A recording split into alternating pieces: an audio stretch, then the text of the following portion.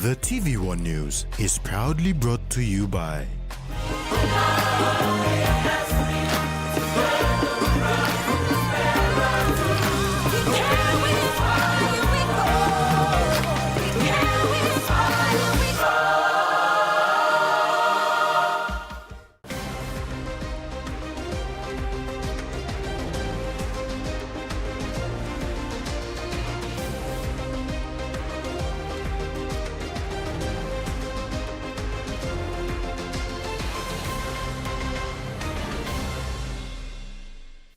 Hello, thanks for joining us. I'm Jasmine Erojak.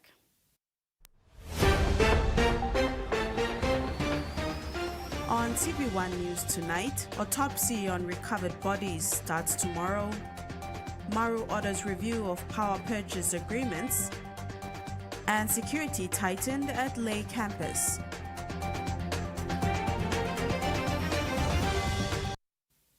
Autopsies on the bodies recovered so far in the East New Britain boating accident will commence tomorrow following the arrival of forensic officers in the province.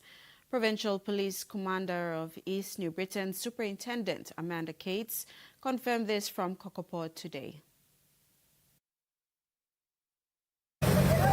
The members of the forensic team arrived in Kokopo on Sunday and include 3 specialist forensic members with disaster victim investigation skills and a forensic pathologist. The pathologist is a specialist in identification and will lead the autopsy starting tomorrow. Following the autopsies and other investigations into this boat accident, a report will be compiled for the coroner. East New Britain Provincial Police Commander Superintendent Amanda Cates said they're conducting a full investigation to ensure all facts are contained in the report, which will be submitted to the coroner.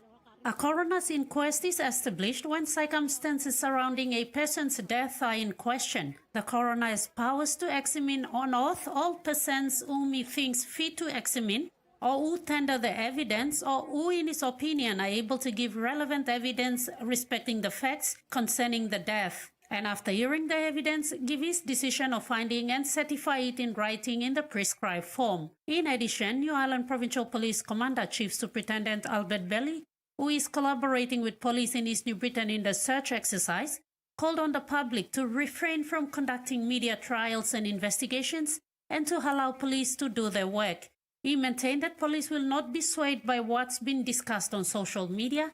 Instead, will do the investigations and help East New Britain Police to compile a report for the coroner. People will argue and they will say, no, we have evidence, this and that. Well, that's good. Our people, they will say that.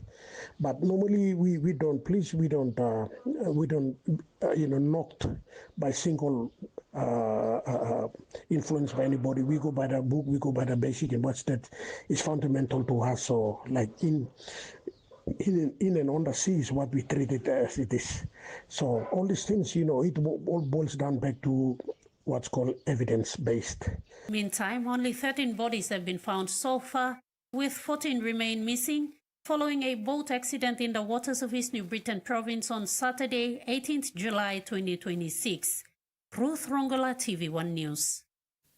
6 people of Asian origin have died, with 1 still missing, following a boat mishap in the waters of Lehir Island on Sunday, the 26th of July, 2026. Among the deceased include 2 females. The accident occurred when the group with 2 locals, 1 a boat operator, were returning from the picnic on Lehir Island, a 20-minute boat ride from Lehir. Search is ongoing for the missing Asian, who at this stage is presumed dead. Initial reports by witness to police indicate that the waters were rough at the time of the accident and that all occupants on the boat were drunk.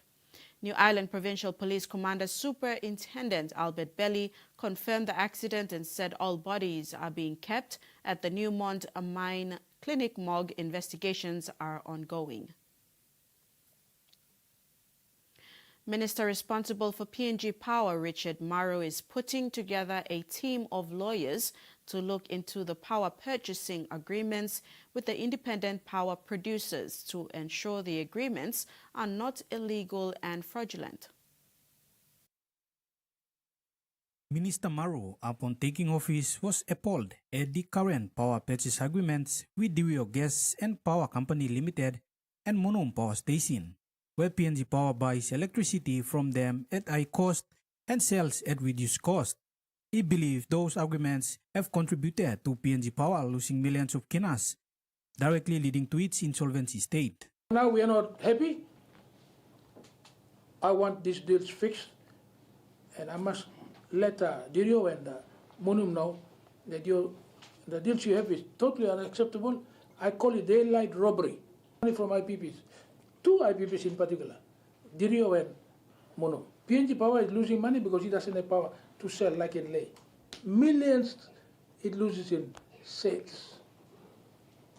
PNG Power is also losing money because costs are blowing up. When the company is insolvent, and the cost is going up and up and up. Nobody runs a business like this. He therefore is putting together a team of lawyers, including prominent criminal lawyer Edward Sasingyan, who will do a thorough check on all power purchasing agreements with the independent power producers. Now I've got these two lawyers to look at this. We're going to take the IPPs to court. We're going to challenge them under all the laws of this country. If we think it's fraudulent, we'll refer that to the police squad. It's up to the lawyers to sit down and study all the IPP contracts that we have. How were they procured? Were they out on tender? What was the process? How did these IPPs come into being? Did PNG Power go out to the tender and say, we want IPPs to come in? Or it was forced upon them? These are the issues we need to look at. The lawyers will look at. Did they follow the laws in entering into contracts with these IPPs or not? Others within the PPL management who are responsible for facilitating those IPP deals will also be dealt with. To those individuals who are responsible and contributed to its downfall, whether you are a board or management, I will deal with all of you. PNG deserves better. Those who need to be investigated, taken to the police fraud squad for entering into deals that's costing us a lot, we will do that. Maru further added that he is not against the IPP agreements, but only against those deals that cost PNG Power more money. Mason Lewis, TV1 News. A company that is insolvent, yet bringing the human resource costs up by hiring more and more expatriate employees.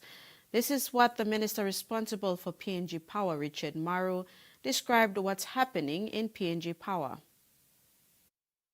Minister Maru was equally shocked with PNG Power's strategy to recruit expatriates when it is already insolvent, and he has written a demand letter to the management and board of PNG Power Limited yesterday, putting a hold on hiring expatriates. Maru said it is illogical for businesses to hire more workers while it is in a crippling state, making loss instead of profit. Under the current board of management, costs have gone upwards. They are bringing more and more expatriates at a time when the business cannot afford it. I'm a former CEO. You don't bring more HR costs onto the business when you are insolvent and you are unprofitable and not making money. I cannot believe what's happening in PNG Power. I'm told they've been paying themselves very well, but performance is not going up and not improving. There's a letter going to the CEO today that no more employment of foreign staff. I'm finished today. Embassy letter today. Board and management stop. If I'm going to sell all the C centers or little business here, why would you increase the cost at head office? We are going to sell the business. Number two, once we sell it to the private sector, part of it, new board is going to come. They will decide. Not now.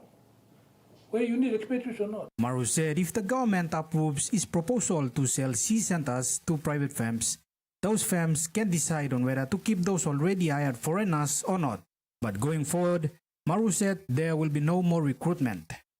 Mason Lewis, TV1 News. With the current El Nino conditions projected to last until next year, and with very low rainfall expected through to the end of 2026, Member for North Flight District James Donald has called on people to limit the purchase of groceries per household and for shops to report stock levels weekly to respective ward councillors or district administration. All shops, retailers and wholesalers in Kiunga, Ningrum and Tabubil have also been urged to support this exercise to protect food security in Western Province. North Fly District relies on the Fly River for its supplies, and with the ongoing El Nino condition, it is affecting water levels, in turn affecting supply into the district as cargo vessels run aground. According to the National Weather Service, El Nino conditions is projected to continue until next year, and with the very low rainfall expected through to the end of 2026. For us, the northern part, which is the two districts, the North Fly and the Middle Fly, we are all sister districts in the upstream of the Fly River. Now, local geography and our experience are this. We entirely depend on the rainfall. When there's enough rain up in the mountains, you will have flooding, and there's excess rain causes your river level to rise and supply comes. North Fly MP James Donald in a statement announced guidelines including limiting the purchase of goods per household to ensure fair distribution to all families, no hoarding or bulk reselling at inflated prices, and to report stock levels weekly to respective ward councillors or the district administration. Now, what we are faced now is the supply, the basic supply. When I mean by food supply, the fuel, the essential items to supply and to look after the whole district. We are forecasting the way it's going, most likely may run out next 2 or 3 months' time. To keep us going next 2-3 months. That's August, September, October, hopefully. If there is no rain completely, we are going to be out of stock by November, December. And that's our situation. Now we are emphasizing every household to have at least one basic item, for example, survival, a rice packet. They need to ration that immediately. Basic food items that are currently rationed include rice, flour, tinned food, sugar, and cooking oil. Member Donald added that even if there is rain, it will not be heavy enough to cause flooding or improve food supply. With the El Nino being a big hit, this is the worst experience that we are experiencing by way of the El Nino.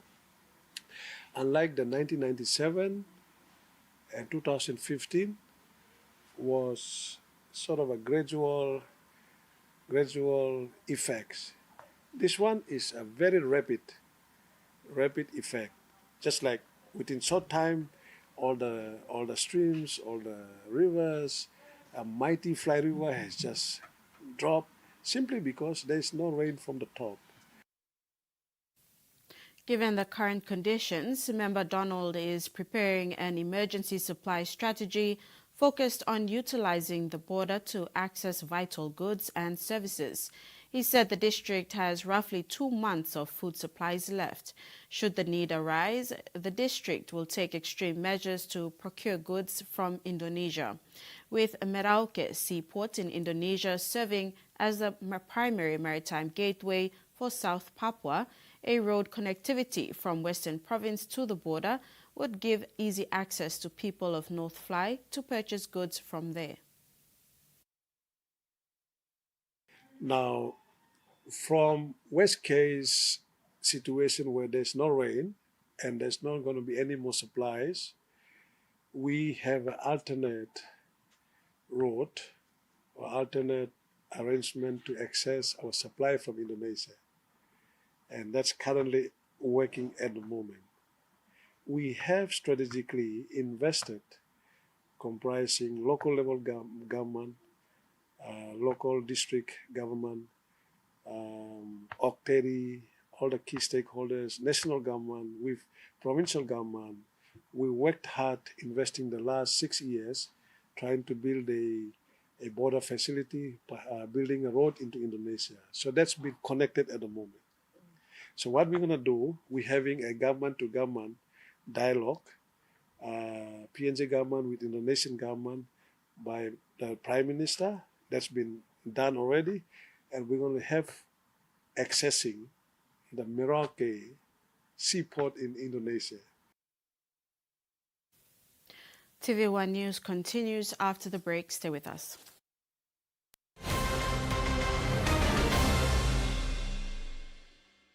For too long, banking has felt out of reach for many. But now, BSP's One-Took Wallet is here to change that. Send and receive money, pay bills, and top up. It's your money, wherever, whenever. Because at BSP, we are committed to improving how our customers connect to our One-Talks, to our family, to the ones we love. BSP's One-Took Wallet. Money made easy. Dial *131# for everyone. What a game this has been. With a minute to go, it all comes down to this. And here they come.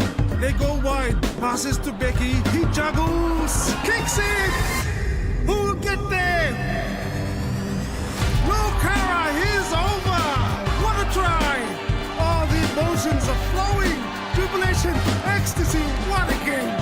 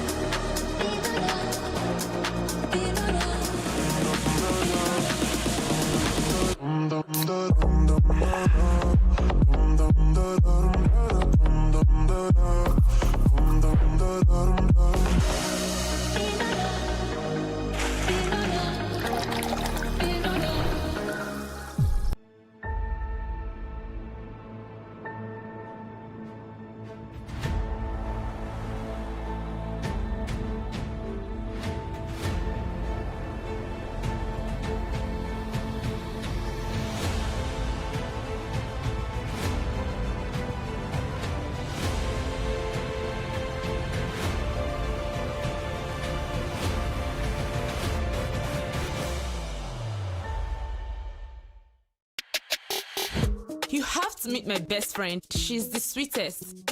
Hey, check out my hair. Which one? The one on your head or the one in the sink? Relax.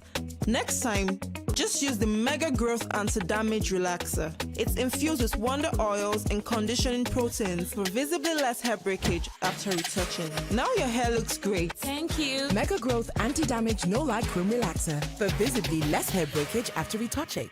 Use Savitu Wholesome Condom M1 way where you can abrusim seek HIV, STI na unplanned pregnancy. Tingim, use him condom long right way. Stop safe na look out him you yet. Use him condom all get a time. Suppose you know save long HIV status long partner blog you or suppose you got plenty partner. Use him condom good all get a time. Long haborusim seek HIV, STI na unplanned pregnancies. Use him condom banisim you yet na future blog you. This platok save ikam long National AIDS Council Secretariat.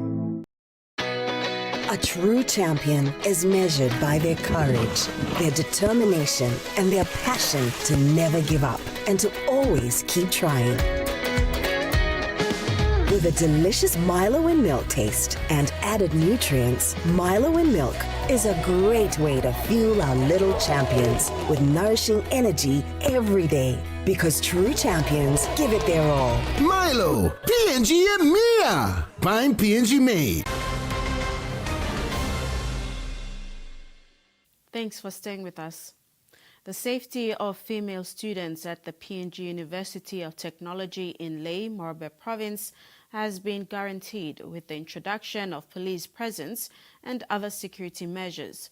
Following a string of recent security scares, Member for Lehir and Deputy Prime Minister John Rosso has dedicated the city's time and resources to ensure students can focus on their studies. Upon the invitation of the PNG University of Technology's Senior Executive Management Team and the University Council, Lehir MP and Deputy Prime Minister John Rosso attended a security meeting on Monday, July 27, 2026. The Lehir MP was accompanied by the Lehir Police Hierarchy, Metropolitan Commander, Chief Superintendent Chris Kunyanban, and Superintendent for Operations, Chief Inspector James Luan.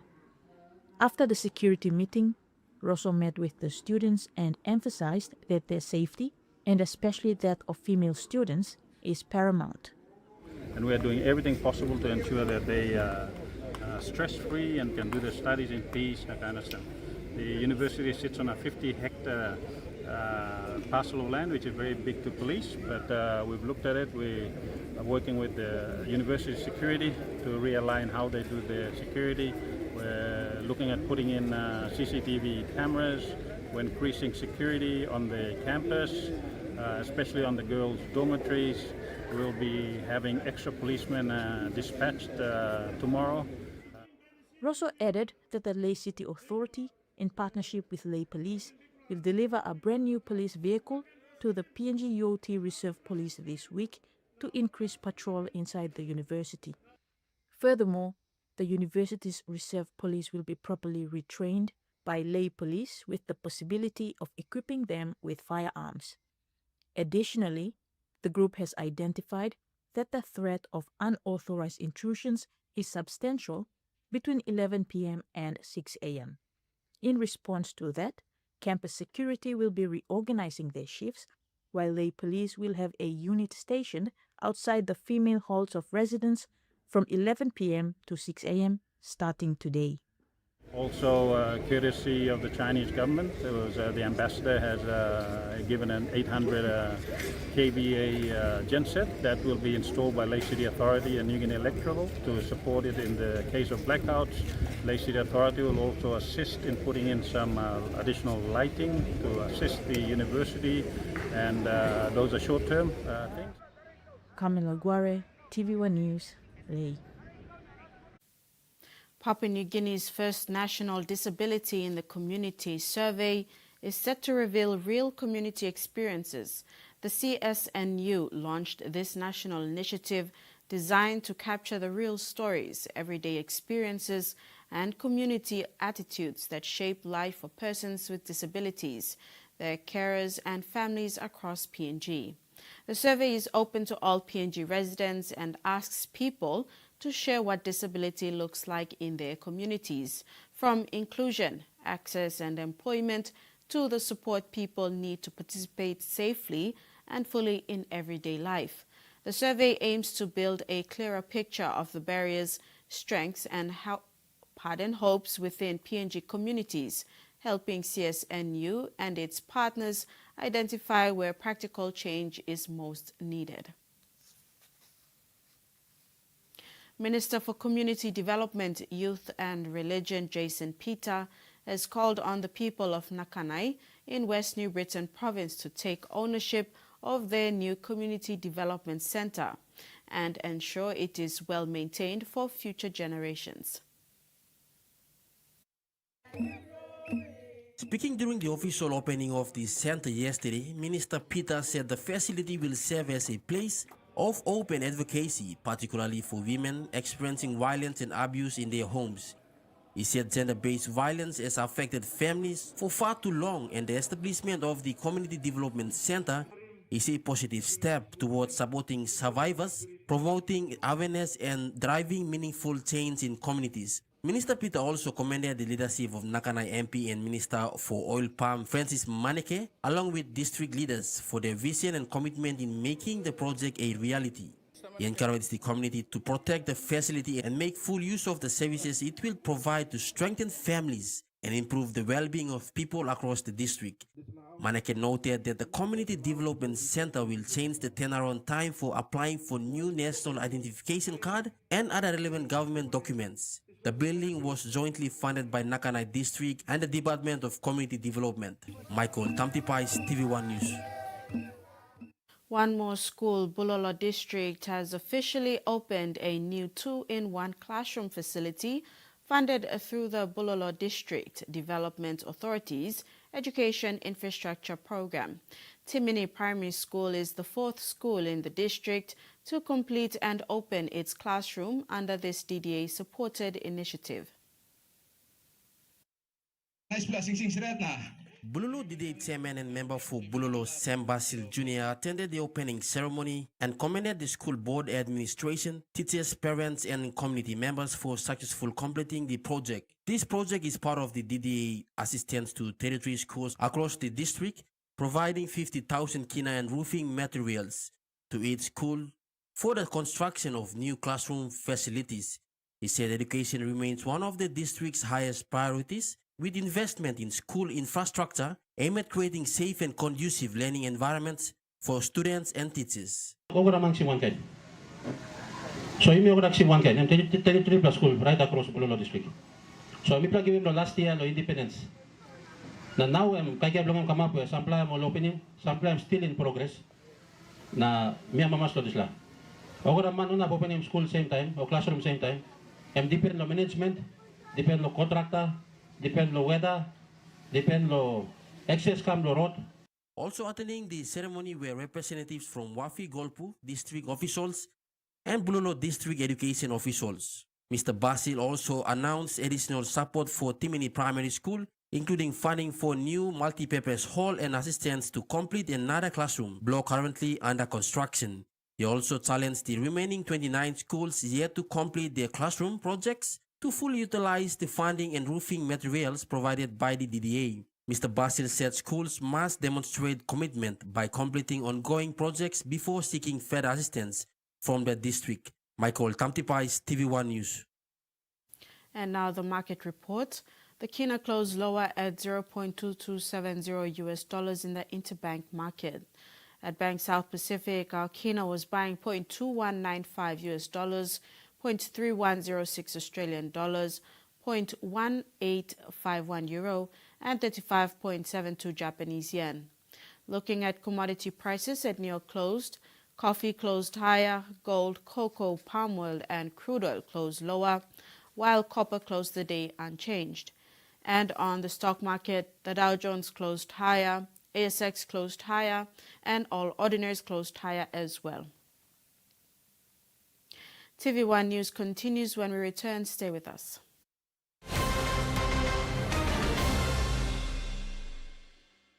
Banking doesn't have to be complicated. With PSP's One Talk Wallet, control your money wherever, whenever. Dial *131#, enter your PIN, select cash in or out, and generate a secure code to withdraw cash. It's the only wallet for cardless ATM withdrawals. Send and receive funds, pay for goods and bills, or withdraw cash with ease. All with PSP's One Talk Wallet. PSP's One Talk Wallet. Money made easy. Dial *131# today.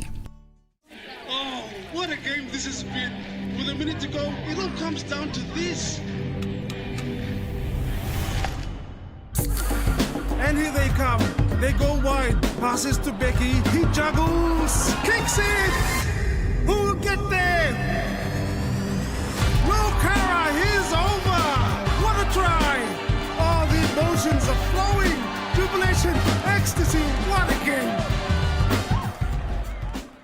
Hey PNG, get ready to brush to the beat for Colgate National Toothbrushing Day. Brush to the beat with over 480,000 registered participants this year nationwide. Brush your teeth for 2 minutes twice a day and remember to change your toothbrush every 3 months. Head over to the Colgate Pacific PNG Facebook page for more info or drop a comment and tell us a song we can brush to the beat with. Get brushing this National Toothbrushing Day with Colgate. The PNG LNG project has now generated more than 30 billion kina for Papua New Guinea since production commenced. Nearly half of this amount has been paid as tax. Equity distributions are paid to KPHL and MRDC based on the interest they hold. Tax is paid to the IRC, while development levies and royalties are paid to DPE. Tambo tru lonkarim o salim na simokin, marijuana or all drugs, no good ikam lo overseas, or some cocaine or crystal meth. Nupla law, Olikolim Controlled Substances Act 2021, by making sawe, lo you lo baim court fine, inap money mark inap lo 2 million kina, or go life year calabus. This platok sawe, ikamlong National Narcotics Bureau. One time Halivin, Willem Australia, Papua New Guinea Law Na Justice Partnership.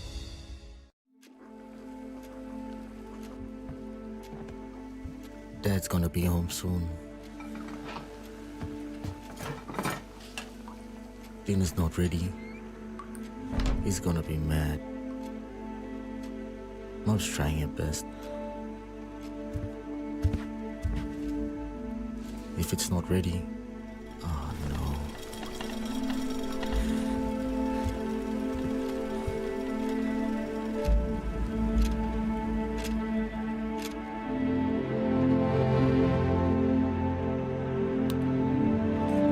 I'm proud of my old man. If he can change, anyone can.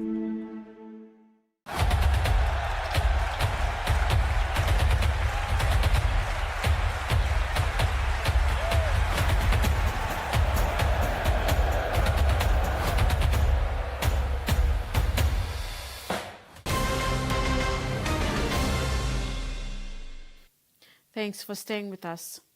In regional news, Jacinta Allen has spent half her life in Victoria's Parliament. This morning, her stint in the state's top job came to a sudden end. We take a look back at her 3-decade political career. Career politician. She was just 25 when she won a seat in the 1999 wave election that deposed Jeff Kennett. She's now spent more than half her life in Parliament, most of it in government and in cabinet. But it was just 3 years after she was elected that then Premier Steve Bracks identified her as a potential Premier herself and made her the youngest minister in the state's history. They are the brightest and best off the backbench in our first term. I'm just happy to be in Cabinet and I'm happy to receive whichever portfolio the Premier will allocate. In the name of and on behalf of Her Majesty Queen Elizabeth II, I appoint the Honourable Jacinta Murray Allen. She was given education services, employment and youth affairs. Under Steve Bracks and his successor John Brumby, she moved through industry and trade, women's affairs, regional and rural development and skills and workforce participation, until the 2010 election put Labor back on the opposition benches. When Daniel Andrews won office back 4 years later, Jacinta Allen's career hit the fast lane. Jacinta Allen moves into the high-pressure public transport portfolio. It put her front and centre of the government's biggest infrastructure projects, the suburban rail loop, metro tunnel and the airport rail link. But she was also the face of the Commonwealth Games until it was cancelled by Daniel Andrews at a massive cost. In 2022, months before the state election, she became Deputy Premier and the heir apparent. And she didn't have to wait long. Daniel Andrews resigned just over a year later. Thank you all very much. I am only the second woman to lead this state, and that is also comes with some emotion. As Premier, Jacinta Allen presided over the realisation of the signature achievements begun under Daniel Andrews, like the opening of the Melbourne Metro and the signing of a treaty with First Nations Victorians. But other legacies of her years in power were damaging. Perhaps most of all, the ongoing revelations of massive corruption on the Big Build, the project she headed before she became Premier.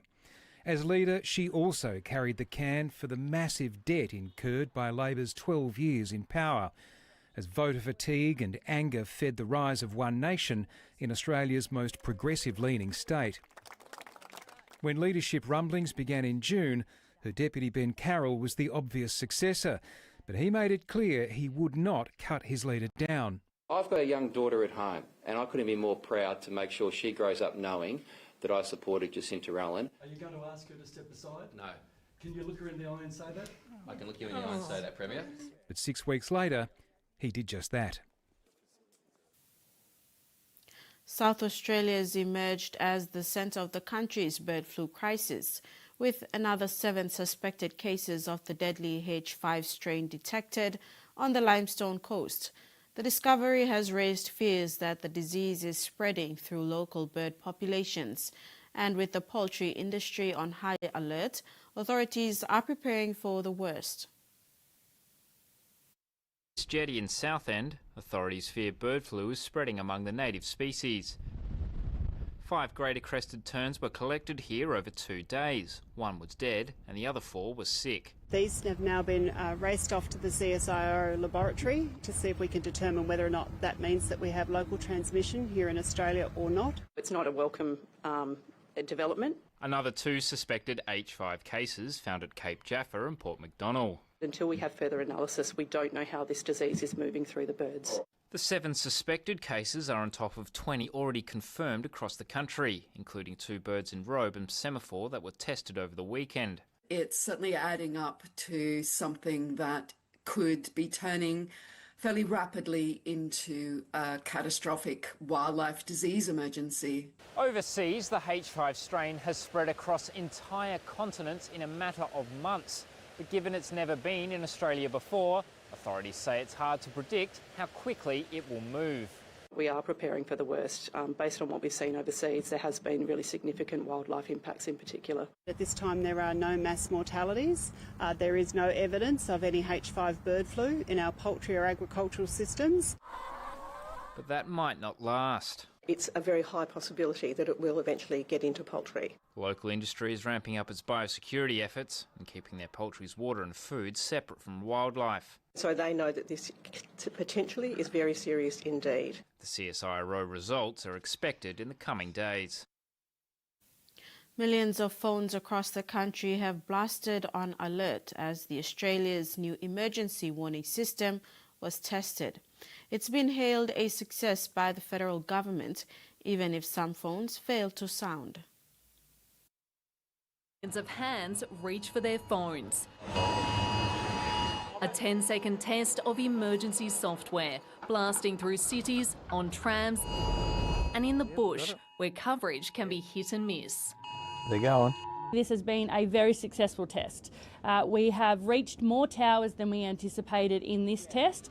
The Minister says the signal reached 94% of cell towers, but that doesn't mean every phone. It's not on my phone, but it's on everyone else's.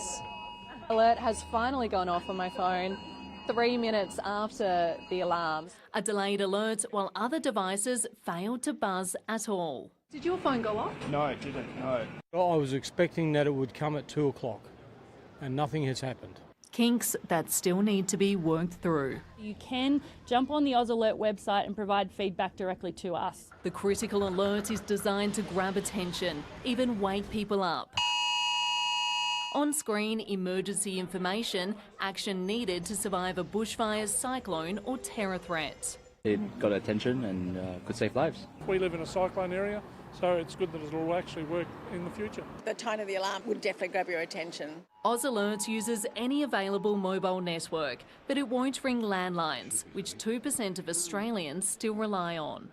The sounds will no longer be a drill from October 1. The system will go live in time for the bushfire season, but it'll be up to states and territories how they use it, if at all.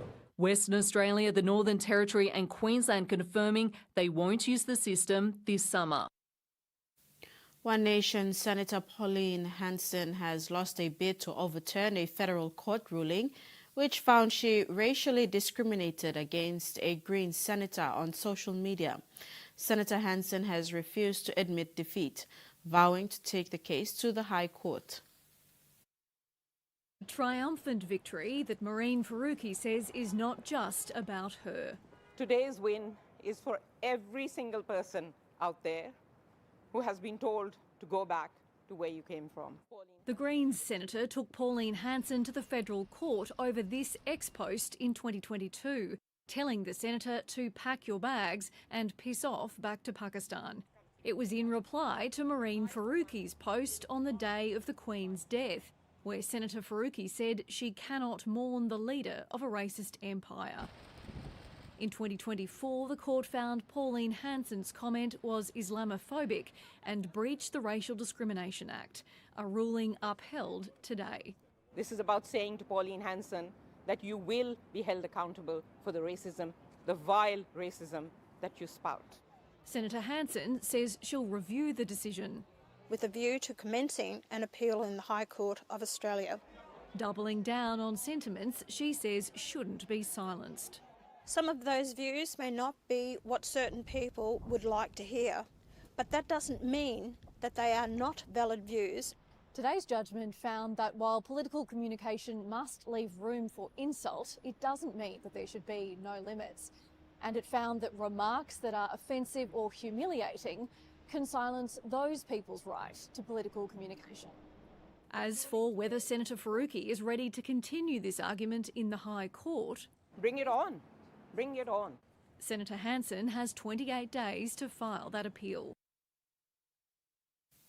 And that ends the news segment. I'll join you on the other side with all your news in sports. Don't go away.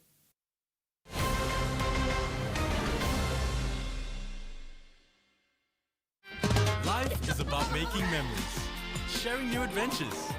Go beyond the familiar. Don't let bacteria hold you back from experiencing the world.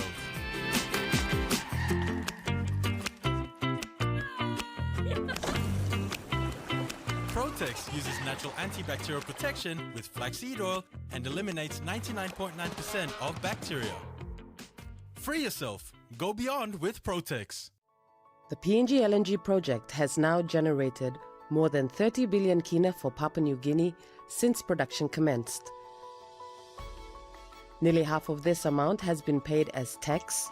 Equity distributions are paid to KPHL and MRDC based on the interest they hold.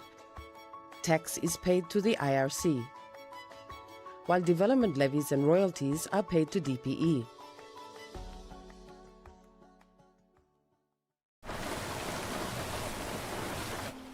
Mama Leitja. Vaina em nuringi mipla. Papa sa veel lees taimem Leitja.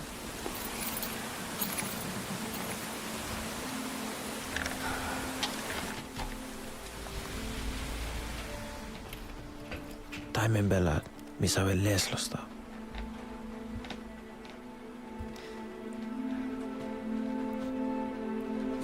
En bij time non kutnyo.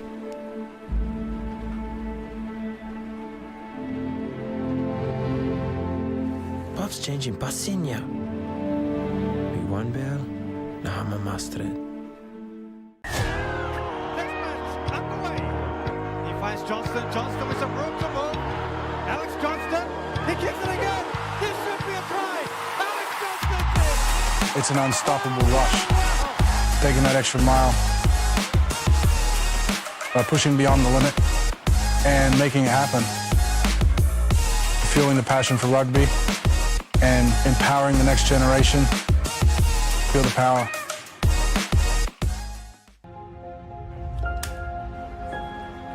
"24-hour service.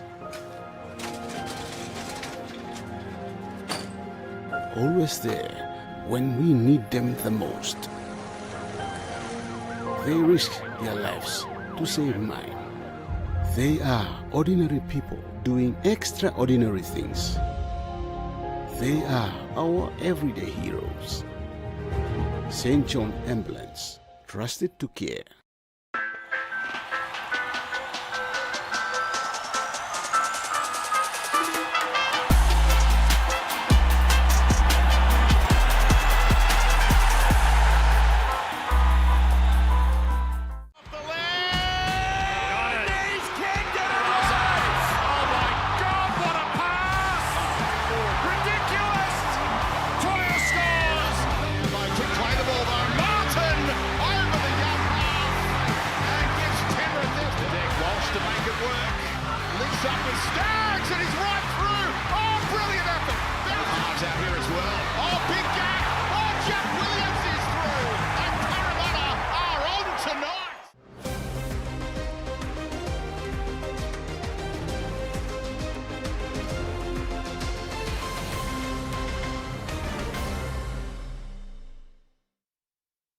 Thanks for staying with us.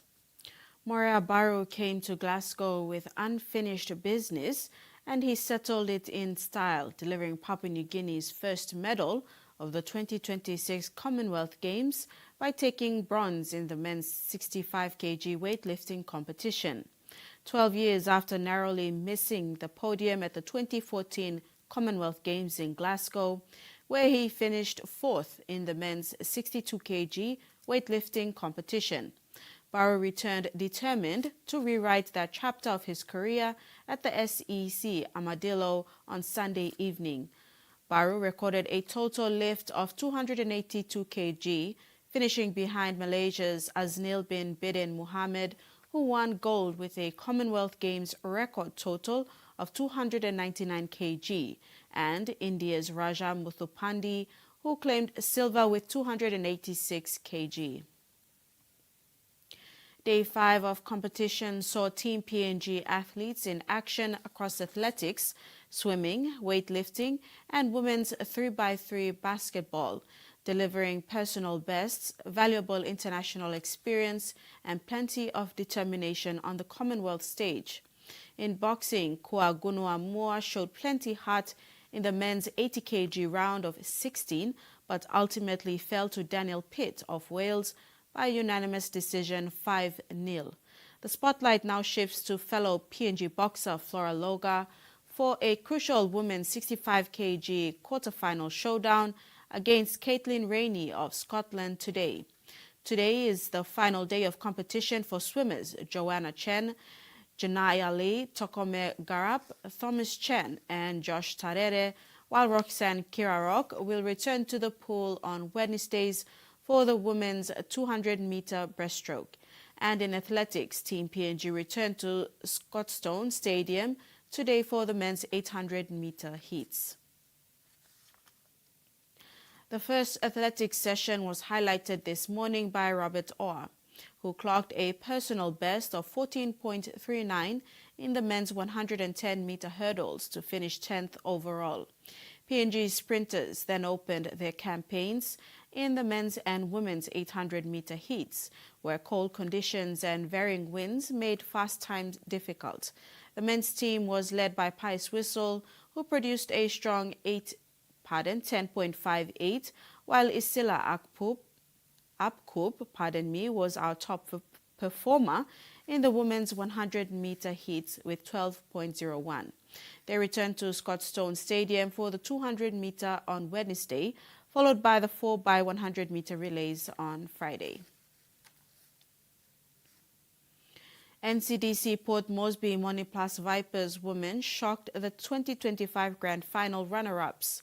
Bintango Goroka Lahanis at home in round 3 of the Santos Cup played at the National Sports Institute on Sunday. The Vipers women's team displayed some good teamwork and better coordination in their sets to outclass the more spirited home side.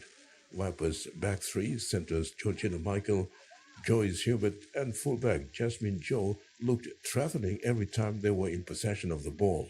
In the opening 5th minute, Vipers scored back-to-back tries through second rower Ruth Gente and Miriam Salas in the 10th minute to extend their 8-lead nil over their visitors.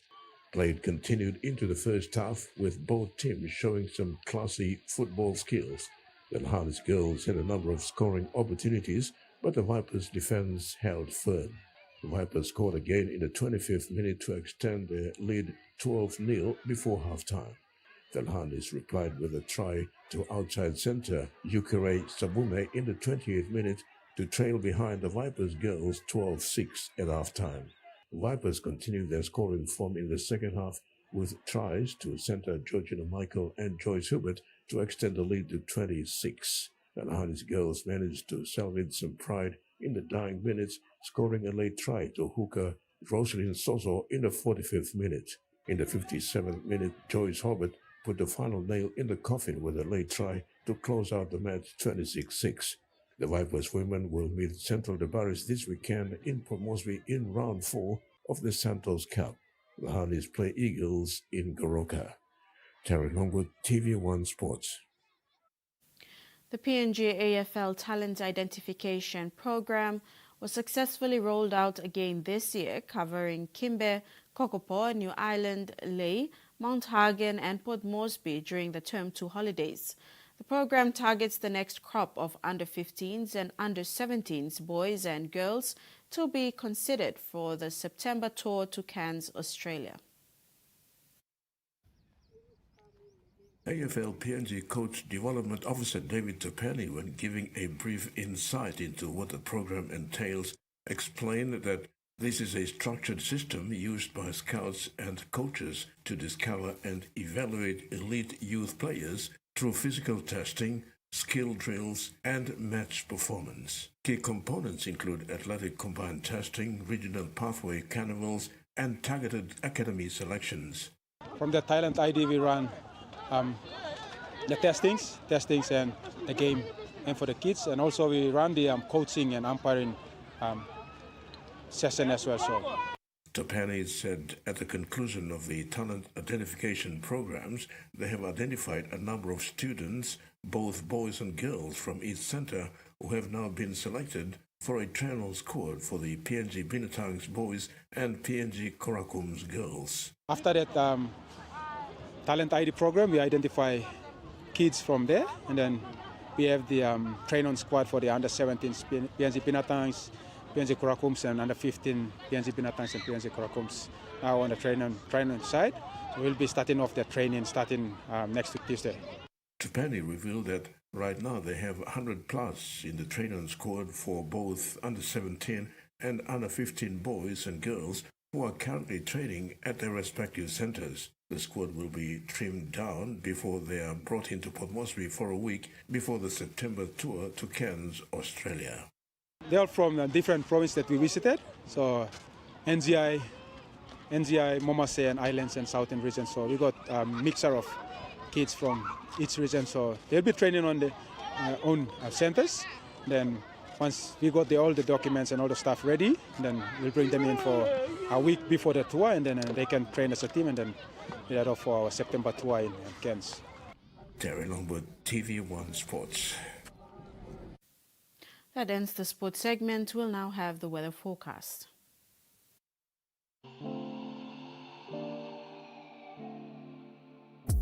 Regional forecast. Southern. Port Moresby, Daru and Kerma mostly sunny, clear skies. Alotau partly cloudy with possible brief showers. Momase, Lehir and Vanimo evening brief showers, partly cloudy. Madang partly sunny, fine. Wewak and Vanimo mostly sunny, clear skies. New Guinea Islands, Kavieng partly sunny, fine. Kokoporobao cloudy with few showers and windy conditions. And Highlands region, Mount Hagen few showers, partly cloudy. All other centers partly sunny, fine. Ocean forecast, Coral Sea. Seas moderate to patches rough with southeast winds of 15 to 25 knots. Solomon Sea. Seas moderate to patches rough with southeast winds of 15 to 25 knots. Bismarck Sea. Seas moderate to rough with southeast winds of 20 to 33 knots. Pacific Ocean. Seas moderate to rough with southeast to southerly winds of 20 to 30 knots. And coastal waters forecast. Waters of southern PNG Indonesian border to Daru to Kiwa Island to Kerma to Yule Island to Port Moresby to Hood Point to Samarai Island. Sea 0.5 to 1.5 meters. Waters of Samarai to Milne Bay and all its islands to Cape Vogel. Seas 1 to 2 meters rising to 3 meters at times over the northwestern islands. And waters of Cape Vogel to Horn Gulf to Finchefin. Sea 0.3 to 1.3 meters.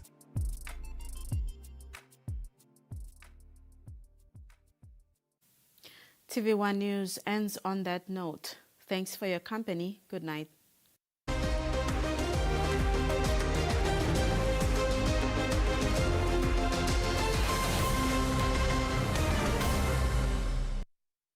The TV1 News was proudly brought to you by